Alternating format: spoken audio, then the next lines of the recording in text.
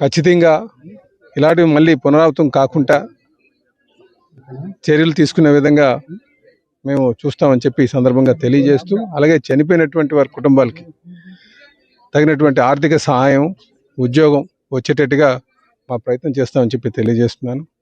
రేపు మా ప్రయత్నం కూడా రేపు సీఎం గారిని, కేంద్ర మంత్రి గారిని తీసుకురావాలన్న ఒక ఆలోచనలో ఉన్నాం.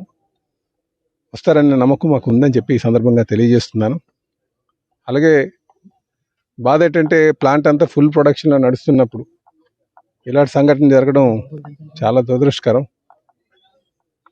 ఇలాంటివి జరగకుండా చూసుకోవాల్సినటువంటి బాధ్యత ఉందని చెప్పి తెలియజేస్తూ, అలాగే ఈ ప్లాంట్ మీద కూడా ఒకసారి ఆడిట్ అంతా చేసి, ఎందుకంటే ప్లాంట్ పెట్టి కూడా సుమారు 40 years అవుతుంది.